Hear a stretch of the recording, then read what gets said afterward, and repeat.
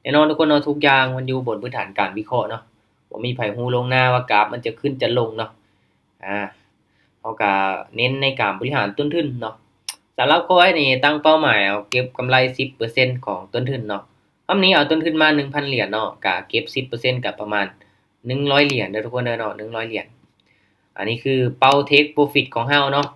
ถ้าว่าเป้า Stop Loss ในรอบหนึ่งก็ประมาณ5ไม้เนาะประมาณ5ออเดอร์ ถ้าพลาดฮอดเฮาเด้อเฮาจะพักเนาะแสดงว่าเฮาวิเคราะห์กราฟบ่ได้เฮาเข้าตลาดบ่ได้เฮาจะพักแล้วเนาะมาเดี๋ยวเฮามาเบิ่งนำกัน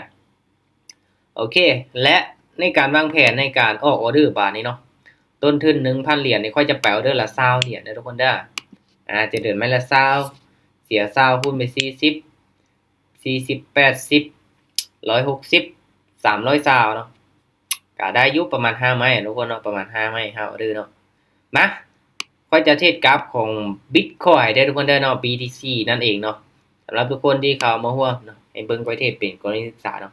แต่ว่ามีงบบ่หลายจำข้อนี้บ่แนะนำให้เทรดตามเนาะมาเดี๋ยวมาเบิ่งนำกันเด้อถ้าว่าไผที่อยากเทรดตามแท้ๆเนาะก็ตามได้ส่วนได้ให้วิเคราะห์ไปนำกันทุกคนยอมรับความเสี่ยงให้ได้เนาะมาออเดอร์นี้จะเป็นออเดอร์แรกเด้อทุกคนเด้อมาออเดอร์นี้จะเป็นออเดอร์แรกเนาะมาเดี๋ยวเรามาเบิ่งนำกันเนาะสังเกตเบิ่งแท่งเทียนรอท่าตัวนี้ทุกคนเนาะ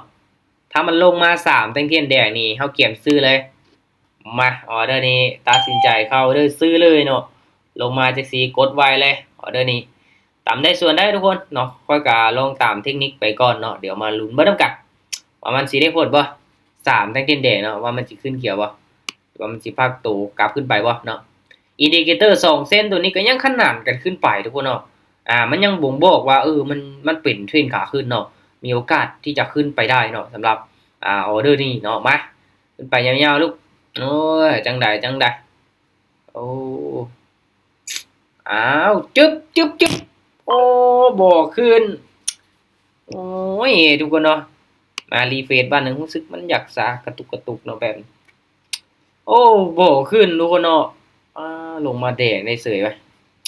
โอเคทุกคนเนาะมาคูณเงินเนาะจาก20เป็น40ออเดอร์นี้มาถ้าลงมาแดงอีกนี่บ่เป็นหยังผิดพลาดเนาะออเดอร์นี้ค่อยจะตามซื้ออีกไหมมา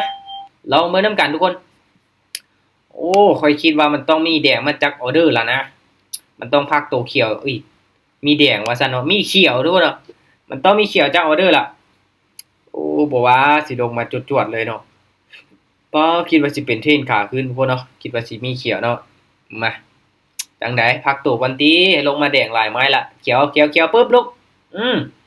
โอ้ขึ้นไปแล้วก็กลับลงมาขึ้นไปยอกซื่อๆเอ้าเขียวได้ละแท่งนี้เขียวนั่นก็เขียวเขียวนั่นก็เขียวนี่ไว้ก่อนเด้อลูกนี่ไว้ก่อนนี่ไว้ก่อนนี่ไว้ก่อนสวยงามบ่ะเป็นเทรนขาขึ้นเนาะซื้อต้องซื้อให้สุดมาเดี๋ยวเรามาลุ้นไปนำกันเนาะไปกันต่อทุกคนหลังจากที่วินเนาะเราก็กลับมาเดินซาวคือเก่าเนาะเป้าหมายอยู่ที่100เหรียญในรอบนี้ได้เนาะวันนี้ก็มีกำไรมาหลายได้ละเสร็จเก็บเอาหอมละน้อยเอาเนาะรอบนี้โอเคทุกคนเนาะออเดอร์นี้ได้ถ้ามันยังเป็นนักเทรนแดงจังซี่ค่อยจะตามซื้ออีกไหมเนาะ ลองเบิ่งนำกันเนาะลองเบิ่งนำกันว่ามันสิสลับขึ้นไปเป็นเขียวได้บ่เนาะข้อยคิดว่ามันยังบ่กลับตัวลงเทื่อเนาะคิดว่ามันมีโอกาสไซด์เวย์หลายกว่าเนาะโซนนี้เด้อเราต้องวัดใจกันหน่อยหนึ่งเนาะ ABCD นี่แม่นเนาะมันเริ่มตัดลงมาแดงแล้วเนาะแต่ว่าเรื่องนี้ก็มาลุ้นมานำกันว่าจะสลับขึ้นไปเขียวบ่เนาะมาลุ้นมานำกันมันยังติดกับอินดิเคเตอร์2เส้นตัวนี้เนาะขึ้นไปลูกยาวๆเอาเด้อนี่ เฮ้ยนี่มันก็จังไดเขียวได้วะปึ๊บโอ้ทุกคนนะแทงเทียนมันน้อยเกินไปเป็นแดงน้อยโอ้มาขึ้นแทงนี้เนาะโอ้แทงเทียนรู้สึกว่ามันอยากซาไป1จังหวะนะมันอยากแทงเทียนมันอยากซาไปหน่อยนึงโอเคมาบ่เป็นหยังอาศัยในการบริหารต้นทุนคูณเงินเอาเนาะโอเคทุกคนเนาะออเดอร์นี้มาถ้าว่ายังเป็นเขียวมีไส้จังซี่ค่อยจะตามซื้ออีกไหมนึงวะ เนาะลองตามซื้ออีกไหมก่อนเนาะมันยังจงไส้ใบยาวจังซี่นี่มีโอกาสขึ้นไปเก็บเอาไส้มันเนาะไปเดี๋ยวเรามาลุ้นมานำกันตรงนี้ก็มีโอกาสเป็นไปได้เลยเนาะทรงไซด์เวย์ทุกคนเนาะทรงไซด์เวย์เอาขึ้นได้แท่งนี้จวดขึ้นไปยาวๆได้บ่โอ้แทงเทียนมันน้อยเกินไปทุกคนเนาะค่อยหลับบ่มักปานใดเนาะมันต้องยาวๆแบบชัดเจนเลยเนาะโอ้มันจะวิเคราะห์ง่ายเนาะ นะจังไดลูกกราฟขึ้นใบเขียวได้บ่โอ้เอ้ยเขียวนี่ไหมลูกโอเควินดูเนาะโอ้กราฟทรงนี้เนาะเนี่ยสูง9 โมงครึ่งทุกคนเนาะมันอาจจะผันผวนนิดนึงก็เป็นไปได้คือทรงหลังๆเนาะทรงหลังๆมันงามแล้วเนาะกราฟมันงามแล้วมันก็เริ่มทรงไซด์เวย์มาเนาะจากเป็นเทรนแล้วก็เป็นไซด์เวย์เก๋มากออเดอร์นี้คุณเงินเนาะโอเคทุกคนเนาะออเดอร์นี้เด้อถ้าเป็นแบบนี้จะตามขายบ้านนึงมาตามขายเด้อออเดอร์นี้ลองตามขายเบิ่งเนาะสังเกตเบิ่งอินดิเคเตอร์ตัวนี้เด้อทุกคนเด้อเนาะเห็นบ่เส้นมันเริ่มโก้งลงมาแล้วเนาะค่อยก็เลยต้องตามขายเลยเนาะมันอาจจะปรับตัวเป็นขาลงก็เป็นไปได้เนาะแต่มาลุ้นมานํกันเด้อว่ามันสิลงมาได้บ่แทงนี้ลงมายาวๆลูกลงมายาวๆบอกว่าสิขึ้นไปจังได้เฮ้ยนี่ไว้ก่อนลูกนี่ไว้ก่อนแดงได้บ่แดงนั่นก็แดงแดงนั่นก็แดงทุกคนเนาะตลาดบ่งามดีเนาะช่วงนี้เนาะแท่งเทียนนี่โอ้ยน้อยแท้วะคือมันน้อยแท้โอเคบ่เป็นหยังมาสังเกตเบิ่งดีๆทุกคนเนาะจับจุดตลาดเนาะมาเบิ่งนำการอาศัยในการกู้เงินอีกละเนาะมาทุกคนเนาะออเดอร์นี้ทุกคนเนาะตามขายอีกบ้านนึงเนาะตามขายอีกก่อนเนาะมาลุ้นมานำกันเพราะว่าอินดิเคเตอร์ตัวนี้ใกล้ที่จะตัดกันลงมาแล้วเนาะมาเบิ่งนำกันว่ามันสิเป็นเทรนขาลงมางามๆบ่เนาะมันจะเป็นเทรนขาลงมางามๆบ่เนาะถ้าเป็นเทรนขาลงงามๆนี่มันจะเป็นแดงแบบหลายๆแท่งเลยเนาะหลายๆแท่งเลยอันนี้เป็นจุดในการเข้าออเดอร์ขายเนาะจุดในการเข้าออเดอร์ขายมาจังใดก็ต้องปิดแดงงามๆได้ละแท่งนี้สวยงามหลายโอเคอาจจะพลาด1 วิน 1ดูกันเนาะพลาด1 วิน 1เนาะปะปนกันไปเนาะมานี่ในการบริหารต้นทุนเนาะเอาบ่แม่นสายออินเนาะเฮาบริหารต้นทุนมาเอาเดี๋ยวนี้ถ้าว่าแท่งนี้เนาะขึ้นมาเขียวอยู่โซนกลางๆเด้อทุกคนเด้อเนาะมีโอกาสที่จะพักตัวแล้วก็ลงไปโตเนาะ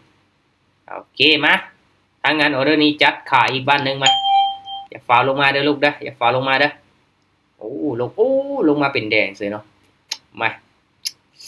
มาลุ้นไม่ต้องการทุกคนว่ามันสิลงมาโตเนาะเป็นหลายแท่งเทียนติดโตกันบ่เนาะเพราะว่ามันก็ตัดกันลงมาแล้วเนาะเบิ่งจากอินดิเคเตอร์เนาะแต่เสียที่แต่มันลงมาแดงก่อนเมื่อกี้นี้เนาะมาออเดอร์นี่ต้องปิดแดงงามๆหน่อยเนาะอย่าได้ลูกอย่าได้ทำแม่งอยู่ลงมายาวๆลงมายาวๆออเดอร์นี่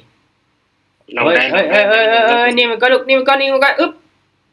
โอ้ยว่าแล้วทุกคนเนาะทำแม่งเรียบร้อยเลยมันขึ้นตอนนึงมีจุดท้ายนี่นะมันเสียดายเนาะกระเทือนแล้วก็ขึ้นตั้งแต่10 วิเนี่ยก็บ่ว่าหยังดอกอันนี้สิโอ้โหโอเคมาปรับเงินคูณเงินเนาะอาศัยในการคูณเงินอย่างเดียวเลยตอนนี้โอเคทุกคนเนาะออเดอร์นี้โอเคตามขาอีกบ้านนึงถ้าแท่งนี้เนาะยังเป็ดได้สลับนี่เฮาก็ต้องเบิ่งแท่งเทียนดีๆเนาะมาดูมันนำกันต้องลงมาได้แท่งนี้มาลุ้นมันนำกันโอ้ยมักสลับขึ้นไปเนาะมักสลับขึ้นไปลงมายาวๆได้บ่แท่งนี้ลงมาแดงได้นะลงได้แล้วฮะอย่าลงได้มาลุ้นมันนำกันทุกคนตอนนี้ก็จวดลงมาแล้วเมื่อกี้นี้ยังขึ้นได้ออเดอร์นี้ก็ต้องลงได้แล้วเนาะลงมาจังสันละบ่นี่ตามขายทุกคนเนาะตามขายอย่างเดียวถ้าคันว่าเฮาได้ขายแล้วกันจัดขายเอาเนาะคูณเงินเอาโอเค72 เหรียญแล้วทุกคนเนาะขึ้นมาฮอด72 เหรียญแล้วปรับเงินอีกมาออเดอร์นี้ทุกคนเดี๋ยวเบิ่งว่ามันสิเป็นเขียวภาคโตบ่เนาะย้อนหลังนี่มันเป็นเขียวภาคโตนี่จะลงมาแดงเขียวนึงจะลงมาแดงตลอดเนาะโอเคถ้างั้นออเดอร์นี้ค่อยตามขายอีกมาตามขายอีกเนาะเป็นเขียวภาคโตจัดเลยโอเคมั่นใจ100%มั่นใจ 100% ว่าซั่นโอ้ออินก็มาเนาะบ่แนะนำให้ออินได้ทุกคนเนาะบริหารต้นทุนเนาะง่ายมันสิบ่ให้วินฮอด2 ไม้ติดเลยบ่เนาะมันจะพลาด1แล้วกลับมาวินพลาด1แล้วก็กลับมาวินนี่เฮาบ่ได้ติลูกลองส้นท้ายจัก2 ไม้เบิ่งเนาะโอ้จังได้ ได้นะออเดอร์นี้แดงน้อยกะแดงนะ ได้ลงมาตี นี่ โอ้ยจังได้ลูกพ่อโอ้ทุกคนเนาะค่อยว่ามันแม่นอีหลีแล้วเนาะมันจะพลาดแล้วก็วิ่งพลาดแล้วก็วิ่งอืโอเคมา นี่เนาะ ไปกันต่อไปกันต่อบริหารต้นทุนดีๆได้ทุกคนเนาะคันเฮาออินนี่พลาดไปไม้นึงนี่เจ็บเลยได้เนาะมันเดินเงินแบบนี้เนาะก็มีโอกาสมีกำไรอยู่โอเคอ่ะอ๋อเดี๋ยวนี้ทุกคนเนาะอ่าแฮงขายมาหลายจังซี่โอเคออเดอร์นี้ขายบาทหนึงมาแฮงขายมาหลายจังซี่เนาะมีโอกาสยังลงมาต่ออยู่เนาะยังลงมาต่อแต่แฮงซื้อก็พยายามผลักดันอยู่เนาะแต่ว่าก็ยังสู้แฮงขายบ่ได้เนาะมาลุ้นมานํกันแท่งนี้ ลงมายาวๆลูกลงมายาวๆตอนนี้นี่ยังบ่วิดเนาะยังบ่วิดฐานแนวรับตัวนี้เนาะโอ้สลับแล้วเนาะโอ้ลงมาได้บ่กลับลงมาได้ดิกลับลงมาได้บ่แท่งนี้เมื่อกี้นี้ยังลงมาได้เอ้ยจังได๋ลูกยังพอมีเวลาโอเคสวยงามหลายนี่ไปก่อนนี่ไปก่อนโอเคเห็นบ่ทุกคนเนาะโอ้มันจะออกโอ้พลาดไม้หนึงแล้วก็วินไม้หนึงเนาะ อะไรมันเจ็บไม่คนเงิน เอาวินในไม้คูณเงินของไม้แรกหรือบ่วินเนาะโอเคมาบ่เป็นหยังเฮามาเบิ่งนํกันออเด้อนี่สาวคือเก่าเนาะมามันสิเป็นตามนั้นบ่หรือว่าจังได๋ออเดอร์นี้ทุกคนซื้อบาทหนึงเด้อออเดอร์นี้ลองตามซื้อไปบาทหนึงเนาะทั้งที่เฮาขายลงมาเราขายมาหลายไม้แล้วเนาะขายมาหลายถ้างั้นออเดอร์นี้สิลองซื้อลองเบิ่งเนาะว่าจะเป็นจังได๋เนาะว่ามันสิพากโตบ่เนาะ ลงมา3แท่งเทียนแดงเนาะเดี๋ยวเรามาเบิ่งนำกันว่ามันสิพากโตบ่หรือว่ามันสิให้พลาดก่อนนี่บ่ได้เด้เนาะอ้าววินจัก2ไม่ติดลองเบิ่งขึ้นไปได้บ่ออเดอร์นี้โอ้จังได๋ลูกโอ้ทุกคนเนาะจังได๋มันวินแต่มันเงินเนี่ย มันวินแต่ไม่คูณเงินว่าซั่นเนาะโอ้ยมันเป็นจังได๋ก่อนมันต้องให้พลาดก่อนแล้วก็จังวินว่ะไหมถ้าบิดนี่ไป1เหรียญจะบ่นี่เนาะโอเคมาบ่มีหยังทุกคนเนาะเฮาก็เดินเงินตามแผนเนาะโอเคเนาะออเดอร์นี้เด้อทุกคนเด้อปันผักโตเขียวจังซี่มาเบิ่งนำกันตอนท้ายโอเคอ่ะตามขายอีกบ้านหนึงมันมันเป็นแนวโน้มขาลงนะถ้าเฮาไปซื้อส่วนเทรนนี่อันตรายเด้อทุกคนเด้อเนาะอันตรายได้เนาะเพราะว่าแนวโน้มมันก็ยังเป็นขาลงลงมาจังซี่นี่บ่ฟาวตามขายเด้บ่ตุ้ยว่าพี่ทุกคนบ่ฟาวตามซื้อเด้เนาะเพราะว่าอินดิเคเตอร์ตัวนี้ยังใกล้กันเนาะเฮาได้ตามขายลงมาแล้วก็ต้องตามต้องตามให้สุดดังนั้นออเดอร์นี้พักโตแล้วก็ลงมาลูกพักโตเขียวแล้วลง มัน ได้ จะ ลงได้ จังได้ออเดอร์นี้โอ้จังได้ลงมาลูกลงมาได้บ่ได้บ่โอ้ทุกคนว่าบ่ได้เอ้ยมันคือนิ่งแถวว่ะอีตลาดเนาะทุกคนเนาะมันอยากนิ่งละนิ่งเนาะอยากสวิงละอยากสวิงเลยว้ายบ่ได้ตีจังสีเนาะมาจังสีเริ่มเข้ามาทุกคนเอาไปกันต่อทุกคนเนาะบริหารเงินเฮาดีๆเนาะพลาดไป2ละโอเคไม้นี้เขาจะตามขายอีกไม้หนึ่งเขาจะตามขายอีกมาลงมาละบาทนี่ลงมาแล้วมาออเดอร์นี้มีโอกาสเนาะมีโอกาสลงมาต่อเนาะมาลุ้นมัน วันนี้มันใจ100% มั่นใจ100%ว่าซั่นเนาะโอ้จัดไปทุกคนออกมาจังได้ลงมาแดงได้นะแทงนี้ขึ้นไปยอกจังได้ทุกคนบ่ว่าสิกลับตู่ขึ้นไปล่ะบอกว่ายังพอมีเวลาอยู่นะจุ๊บโอ้ทุกคนเนาะแสดงว่ากราฟนี่เริ่มแล้วเนาะเริ่มก็โตขึ้นไปแล้วเนาะพลาดไป3ไม้แล้วเนาะเพราะว่าเฮาไปซื้อไม้นะเนาะว่าซื้อไวเกินไปเนาะสำคัญว่าซื้อก็ต้องตามซื้ออันนี้เนาะน่าจะโอเคอยู่ทุกคนเนาะออเดอร์นี้ผ่านก่อนซะทุกคนเนาะเดี๋ยวเฮารอจำว่าดีๆก่อนเนาะบางทีคันว่าไปก็ว่าตามขาอยู่แต่ว่าเบิ่งจาก MACD นะเริ่มปรับตัวแล้วเนาะ MACD เริ่มเป็นเขียวขึ้นมาแล้วทุกคนเนาะเห็นบ่เฮาเบิ่งเนาะเฮาเบิ่งจากอินดิเคเตอร์เนาะที่มันกำลังกำลังงอขึ้นมาเนาะอีกอย่างก็ Bitcoin มันเป็นแท่งเทียนที่น้อยเนาะเปลี่ยนไปเปลี่ยนมาตอนท้ายจังซี่ก็อันตรายเด้อทุกคนเด้อเนาะมา ดังนั้นเราก็รอจังหวะดีๆเห็นบ่มันจะมีการเปลี่ยนแปลงตลอดเนาะส่งท้ายแทงเทียนมันบ่ชัดเจนทุกคนเนาะแทงเทียนมันบ่ชัดเจนมันเป็นแทงเทียนโดจิด้วยซ้ำเนาะกราฟทรงนี้ก็แนะนำเนาะให้เรารอจังหวะดีๆเนาะต้องใจเย็นๆหน่อยนึงใจเย็นๆหน่อยนึงโอเคมาคูณกันเนาะเป็น160บ่เดินมาทุกคนเนาะเดี๋ยวเรามาเบิ่งนํกันโอเคเนาะโอเคทุกคนเนาะออเดอร์นี้เด้อค่อยจะตามขายบ้านนึงเนาะมามันขึ้นมาสูงจังซี่นี่ค่อยคิดว่ามีโอกาสสลับได้เนาะมีโอกาสสลับได้เนาะแทงเขียวมันขึ้นมาสูงเกินไปจัดไปมาประสบการณ์50ต้องใช้ไม้นี้แหละอาจารย์ต้องใช้ไม้นี้แล้วเนาะประสบการณ์50ปีบ่ว่าลงมายาวปานนั้นยังสิขึ้นไปจังได๋ลูกลงมาออเดอร์นี้ปิดแดงให้ก่อนตลาดจังได๋ซูมเบิ่งแทงเทียนทุกคนเนาะซูมเบิ่งอ๋อมีแต่ทรายอย่างเดียวหั่นบ่เนาะจังได๋ขาหลายปานนี้นะจังได๋ลูกพ่อโอเคอุ้ยป้าทุกคนเนาะกันใจตึ๊บสิเนาะไกลละมันเกือบที่จะขึ้นไปแล้วเมื่อกี้นี้เนาะป่ะแต่ว่าคือว่าเนาะประสบการณ์50ปีดึงไว้ก่อนโอ้ยเกือบละตลาดเนาะโอ้ยเป็นแท่งเทียนที่มีไซส์ยาวๆจังซี่นี่เป็นโดจิจังซี่ก็วิเคราะห์ยากเดี๋ยวทุกคนเนาะวิเคราะห์ยากป่ะพลาดไปฮอด3ไม้พุ่นเนาะ DC จังวินน้องมื้อนี้นี่อาศัยในการคูณเงินเอาเนาะ20 40อยู่หั่นแหละเนาะก็ปานขึ้นมาจนฮอดเป้าหมายเด้อทุกคนเด้อเป้าหมายของเฮา10%เนาะก็คือ100เหรียญเนาะต้นทุน 1,000 เหรียญเนาะก็สามารถเก็บกำไรได้ทุกคนเนาะข้อยเองก็ตามเป้าไปเนาะจังซี่แหละถ้าว่าเฮามีต้นทุนหลายก็เดินให้เป็นทุกคนเนาะเดินให้เป็นแล้วก็ต้องใจเย็นๆค่อยๆปั้นขึ้นไปเนาะจับจุดตลาดให้ได้เนาะสังเกตแนวโน้มให้มันเป็นเนาะสังเกตแนวโน้มเนาะสังเกตเบิ่งเทรนด์เนาะเห็นบ่คือแท่งนี้ก็ขึ้นมาเขียวแล้วทุกคนเนาะเริ่มกลับตู้ขึ้นไปเขียวแล้วได้บาดนี้ได้ถ้าอินดิเคเตอร์ตัวนี้ตัดขึ้นนี่เฮาเริ่มตามซื้อได้เลยเนาะอาจจะเป็นเทรนขาขึ้นก็เป็นไปได้แต่ว่าขึ้นไปยาวส่ำใดนี้ก็ต้องเบิ่งแฮงซื้อแฮงขายให้มันชัดเจนทุกคนเนาะนะฮะตัวนี้ก็สำคัญหลายเนาะโอเคทุกคนเนาะสำหรับรอบนี้เฮาเทคโปรฟิตไว้ประมาณนี้เนาะคันว่าเฮาติดลบเนาะคันพลาด5ไม้นี่เฮาจะพักเลยเนาะแต่ว่าอันนี้เฮาบ่พลาด5ไม้เนาะ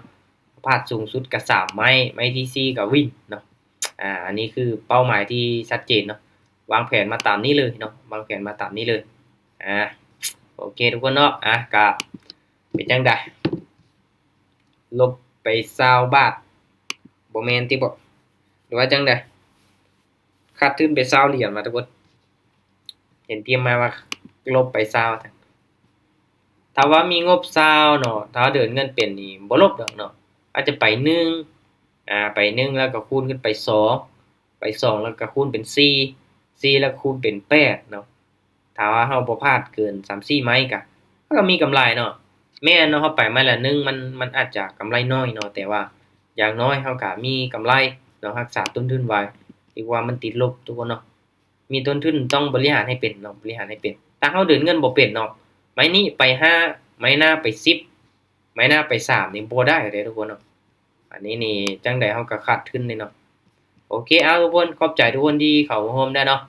ในการเทรดสดๆให้คนเบิ่งเป็นกรณีศึกษาทุกๆมื้อเนาะเขาเองก็ สิขึ้นทุกมื้อนั่นแหละเนาะขึ้นมาเทรดสดๆให้ทุกคนเบิ่งเนาะกันว่ามื้อใดบ่ค่าเวียกแท้ๆเนาะให้ทุกคนเข้ามาเบิ่งประเทศเป็นกรณีศึกษาเนาะว่าเรื่องการนำใช้เทคนิคการวิเคราะห์กราฟก็ประมาณนี้เลยทุกคนเนาะมันก็บ่ได้ยุ่งยากจนเกินไปเนาะการเทรดค่อยว่ามันบ่ได้ยากปานนั้นเนาะแต่ว่าเราต้องเฮ็ดตามแผนให้ได้เนาะเราต้องหักห้ามใจตัวเองให้ได้บ่ให้มีความโลภเนาะถ้าว่าเรามีความโลภล่ะตรงนั้นแหละมันยากเนาะในการควบคุมความอยากของตัวเองเนาะเรื่องการเทรดเนาะโอเคครับถ้างั้นก็ให้ทุกคนตั้งใจศึกษาหาความรู้ชัดเจนดีๆเนาะทุกการลงทุนมีความเสี่ยงถ้างั้นก็ให้ศึกษาเนาะไปตามแต่ออเดอร์คุณเงินสุดยอดหลายเนาะโอเคทุกคนเนาะเดี๋ยวเอาไว้เป็นมื้ออื่นเนาะเจอกันใหม่คราวต่อไปเนาะขอบใจทุกคนที่เข้าร่วมเนาะไผได้ตามเป้าก็ถอนนะทุกคนเด้อโอเคบ๊ายบายเนาะสำหรับมื้อนี้บ๊ายบาย